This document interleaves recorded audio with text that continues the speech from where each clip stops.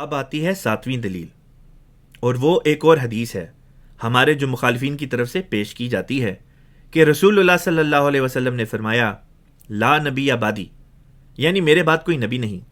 سوال پیدا ہوتا ہے کہ یہ قول آپ نے کب اور کس پس منظر میں بیان فرمایا؟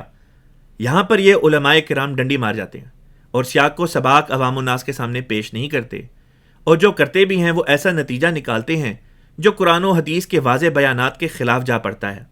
سیاق و سباق یہ ہے کہ غزوہ تبوک کے موقع پر رسول اللہ صلی اللہ علیہ وسلم نے مدینہ میں سیدنا علی رضی اللہ تعالیٰ عنہ کو امیر یعنی مدینہ کا امام مقرر فرمایا۔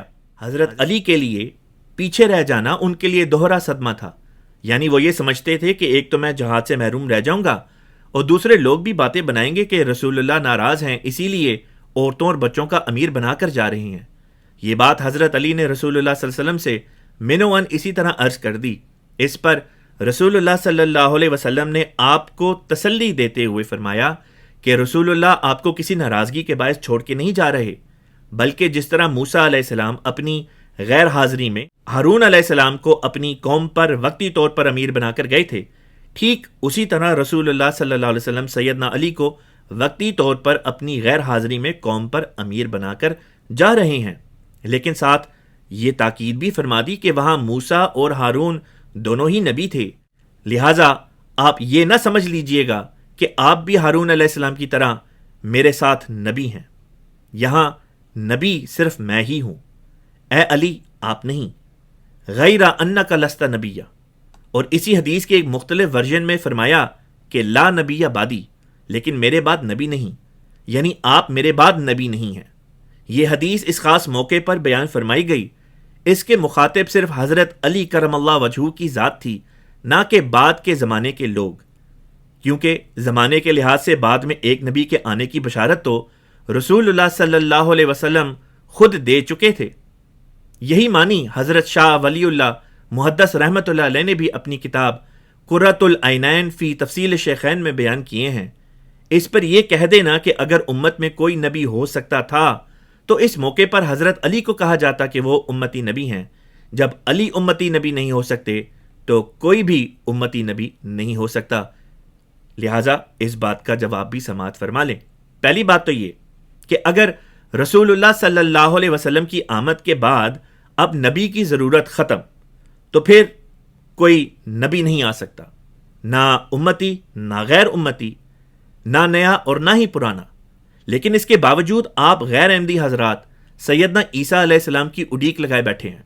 آپ لوگوں کے منطق کے مطابق اپنے گھر کو بچانے کی ضرورت ہو تو ہمسائے کی مدد آپ کو منظور ہے، لیکن اگر اپنے ہی گھر کا فرزند اگر مدد کے لیے اٹھے تو وہ آپ کو ناگوار گزرتا ہے اور منظور نہیں، اور پھر دعویٰ آپ کا یہ کرنا ہے کہ آپ بہترین امت ہیں۔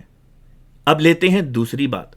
رسول اللہ صلی اللہ علیہ وسلم نے خود بیان فرما دیا تھا کہ امت محمدیہ کا موازنہ امت موسویہ کے ساتھ ہے۔ امت موسویہ میں ایک نبی کی وفات کے بعد اس کا جانشین بھی نبی ہی ہوتا تھا، لیکن میری امت میں ایسا نہ ہوگا۔ آپ صلی اللہ علیہ وسلم کے بعد آپ کا جانشین نبی کے بجائے خلیفہ ہوگا۔ اس کی وجہ کیا تھی؟ یہی کہ نبی بے موسم یا بے وقت نہیں آیا کرتے۔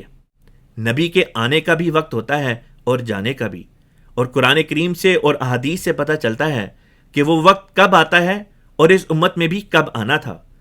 قرآن کہتا ہے کہ نبی کے آنے کا وقت وہ ہوتا ہے جب بحر و بر ہر جگہ ظلمت چھا جاتی ہے، انسانی قدریں کھو جاتی ہیں، انسان اللہ کے قریب ہونے کے بجائے شیطان کے پنجے میں آ جاتا ہے، تب اللہ تعالی نبی بھیجا کرتا ہے۔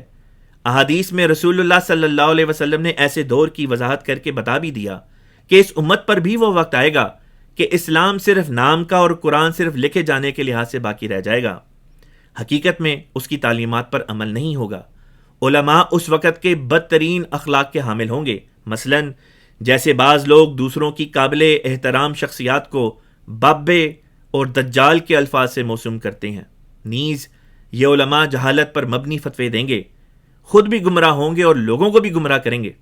مساجد ایسے علماء کی نمازیوں سے بھری تو ضرور ہوں گی، لیکن ہدایت سے خالی ہوں گی۔ شراب خوری، جوا، زنا اور دیگر جرائم اور گناہ عام ہو جائیں گے۔ سوال پیدا ہوتا ہے کہ تب دنیا کو ہدایت کی طرف لانے کے لیے اللہ تعالیٰ کسی نبی کو بھیجے گا یا نہیں؟ نبی کی ضرورت تو ثابت ہو گئی، لیکن آپ کے علماء اب چور دروازے سے پیچھے سے ایک نبی کو لانے کی کوشش کرتے ہیں اور کہتے ہیں کہ عیسیٰ ابن مریم جو 2000 سال پہلے اس دنیا میں تشریف لائے تھے اور بنی اسرائیل کی طرف نبی بنا کے بھیجے گئے تھے، وہ ہیں جو واپس آئیں گے۔ اگر کسی پرانے نبی کو ہی واپس لانا تھا تو میں پوچھتا ہوں اللہ تعالیٰ رسول اللہ صلی اللہ علیہ وسلم کو واپس لے آتا۔ ان سے بڑھ کر کس کا حق تھا کہ آپ کی امت کی باغ دوڑ سنبھالے، بجائے اس کے آپ ہمسائی امت کا ایک نبی واپس لے کر آتے ہیں۔ اس پر آپ علماء کہہ دیتے ہیں کہ جی وہ حضرت عیسیٰ علیہ الصلوۃ والسلام کو چونکہ اللہ تعالیٰ نے پچھلے 2000 سال سے زندہ رکھا ہوا ہے تو یہی مصلحت ہے کہ تاکہ وہ امت کی بھاگ دوڑ آ کے سنبھالیں۔ اگر اس کام کی خاطر اللہ تعالیٰ عیسیٰ علیہ السلام کو زندہ رکھ سکتا ہے تو پھر میرا سوال یہ ہے کہ اللہ تعالیٰ رسول پاک صلی اللہ علیہ وسلم کو وفات نہ دیتا تا آپ صلی اللہ علیہ وسلم 1400 سال سے زندہ ہوتے اور آپ ہی اس امت کی بھاگ دوڑ سنبھالتے، نہ کہ کوئی اور۔ بات دراصل یہ ہے، قرآن پاک کی 30 آیات اور متعدد صحیح احادیث مبارکہ سے یہ بات ثابت ہوتی ہے کہ عیسیٰ ابن مریم علیہ السلام جو بنی اسرائیل کی طرف نبی بنا کے بھیجا گیا وہ تو وفات پا چکے ہیں، لہٰذا وہ بہرحال واپس نہیں آ سکتے۔ آپ لوگ جتنا چاہے زور لگا لیں اور جتنا چاہے انتظار کر لیں، خدا تعالیٰ اپنا قانون نہیں بدلا کرتا۔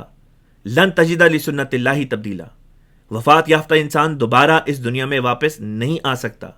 اس ضمن میں بہت سی ویڈیوز حوالہ جات کے ساتھ ہمارے چینل پہ موجود ہیں جہاں سے آپ ان ویڈیوز کو دیکھ سکتے ہیں۔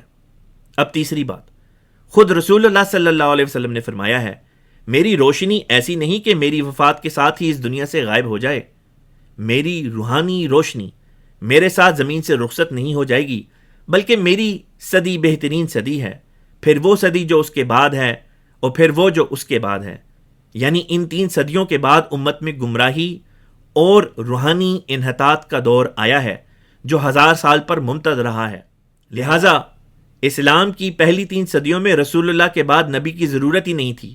جب نبی کی اس دور میں ضرورت نہیں تھی تو اللہ تعالیٰ حضرت علی کو یا کسی اور شخص کو اس دور میں نبی بنا کر بھیجتا ہی کیوں؟ طبیب تب ہی آتا ہے جب بیمار بھی موجود ہوں۔ قیامت خود بتائے گی قیامت کیوں ضروری تھی۔ محمد رسول اللہ